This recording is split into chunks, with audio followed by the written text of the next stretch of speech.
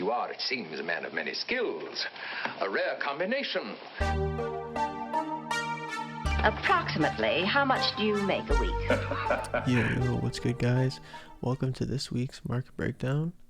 So we're going to start off with Bitcoin this week, BTC. Now, Jesus, this chart has been performing insanely well. Now, where is it going to go next? Well, Jesus, it looks so bullish right now. It looks like it's about to go to 65k. It looks like it's about to play out in the same pattern. Right now, when I zoom in though, I want to be focusing on these three main zones. So we have a potential break of this trend line here, but more importantly, we're now running up into this supply zone. So we could get stuffed in here. And if we do, and we get a rejection, we want to either re-backtest this trend line or re-backtest this zone so it could act as demand. That would be the most ideal, because that would probably indicate that there's another higher low in here. And then we're now going to confirm and run to the upside, which would be what we all want to see for Bitcoin, right? So that's what I'm looking for in Bitcoin right now. If we get a big spike in volume, then it's just going to happen right now and we're just going to go. That's what I'm looking for in Bitcoin. Atwt. Now, this is a OTC stock. I don't really play the OTC stocks. This one does look decent here. We got some volume coming in. If you like penny stocks, then what I'd be paying attention on this one is this zone here at 6 cents and 5.9 cents. I'd be looking at that zone. If we break down from there, that's a major red flag in my opinion. We have Well Health Technologies. So we'll go back to the daily time frame. It's a nice uptrending stock here. We have really nice uptrending stock. I'd be paying attention heavily to this $6.50 range. I don't want to break below $6.50. Because if it breaks below $6.50, it's going to want to come probably back down to the $6 area. And if it cannot hold the $6 area, then I wouldn't be looking at this stock. There's probably other opportunities right now that are more bullish, but that's just my opinion, right? So if you're in this stock already, you're probably laughing because it's been uptrending absolutely well. I like how it's kind of holding this trend line. If it is bullish, and right now we're going to see a nice little grind to the upside, I would continue to look for this trend line that I have here, because we could potentially have a channel going on, something like this, and that would be really bullish to see that continuously go on, right? So that's what I'd be looking at CMC. So on CMC here, we have what looks to be a volume climax. We had volume rising until we get to a climax here, and then we get a massive rejection at the top, followed through with a big bearish candlestick. So what we need to see now is we need to see it hold the 65-cent range. I'm not a big fan of random penny stocks. I don't really know much about this CeeLo Waste Solutions, but that's what I'd be looking. I don't want to see it break below 65 cents anymore. Mvis. See, I really like this setup here. Things are starting to look good, right? I really like how it came back to test this zone, but I want to be patient, to be honest. When I use the 8 EMA, I want to wait probably to confirm, because is it going to hop over this 8 EMA? I'm not too sure. It could use it as resistance and then fight its way back down, and it might need more time building a base. This actually, when I look at MVIS right now, it reminds me of Very. And when you look at Very, it's a nice setup. Right, we had that zone that kind of like MVIS dragging across, and now that we're at this point, right? You see what I'm saying? It might need more time to come back up and then come back down and build a base in this area, but it does look bullish. I like the stock. I like this setup. I'd keep this one on the watch list for sure. SCR. Okay, so for SCR, right now in the overall market, we just had the stimulus news come out. Now, the last time stimulus news came out, that was really bullish, but right now the overall market was getting hit. So it's going to be interesting to see the next few weeks. Are we going to see a big bullish reaction, a bearish reaction? Is it going to be in between, choppy, a bit of both? It's going to be very interesting. So what I like to see in SCR is that there was a huge buy the dip action on the last Friday. It came back into the $26 range, which was the $2.60 range. So big buy the dip action. I want to see I would be very patient on this one because this one's clear and evident that it's using the 8 EMA as resistance. So I want to see, is it going to come up and use it as resistance, or is it going to hop over and it's going to eventually hop over this previous supply zone? Because you don't want to see that continue to act as supply.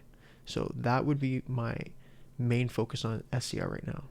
What's the reaction going to be at around $33 range? Mmed. So Mmed, geez, this one, it sucks to not fully see this one through. So I ended up getting out at Mmed fully at around like 420 range, and then ended up coming down here for an absolute beautiful buy opportunity. I missed the buy opportunity, but it could potentially be setting up.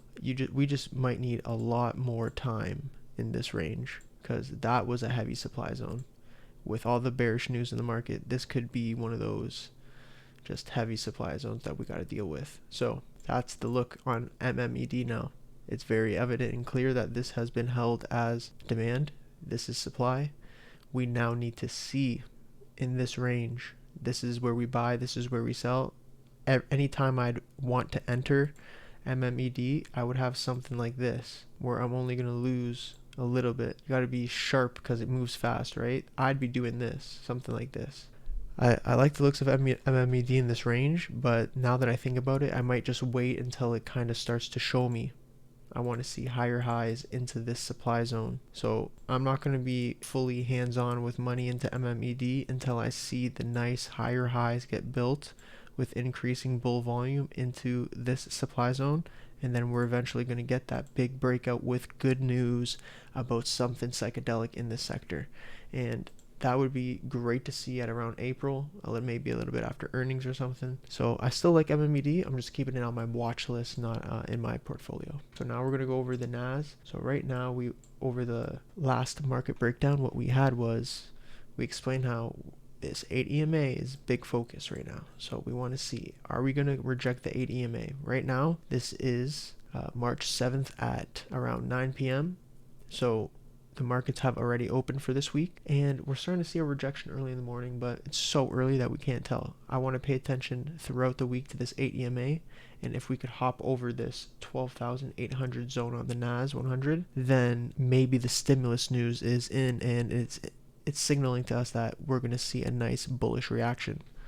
Now, this is a major zone, 13,200. We had major supply in this range. So we want to make sure when we come up here that we break over eventually if we come back up.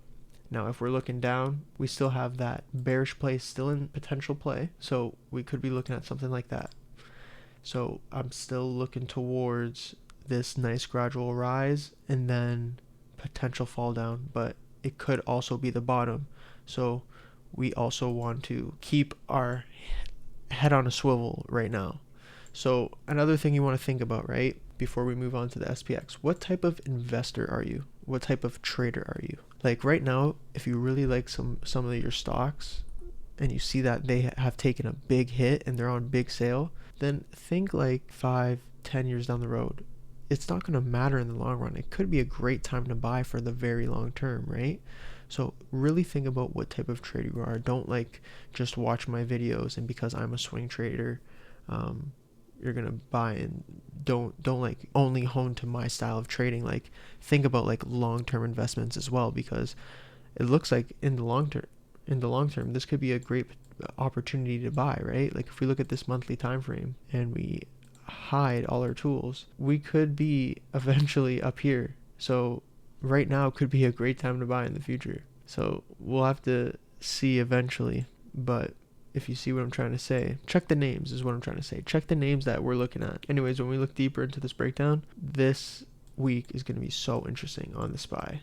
The S&P index is going to be very interesting. We're starting to see a rejection of this trend line. Is it going to reject? I don't know. We're going to have to see. This could end up being a major supply zone, right?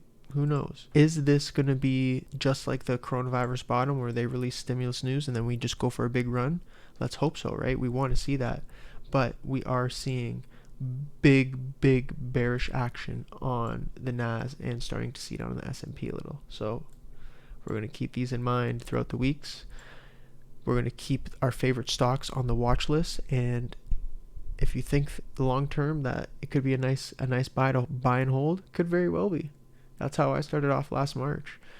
I seen stocks that got hit like 50%, 60%, and that's where I put my money in. You got to find the opportunities that could be presented to you over this last 2-week span. That's why I've been saying, like, when the market corrects, it creates opportunity for us. So I'll leave that for you guys today. That is the weekly ticker breakdown. Cheers.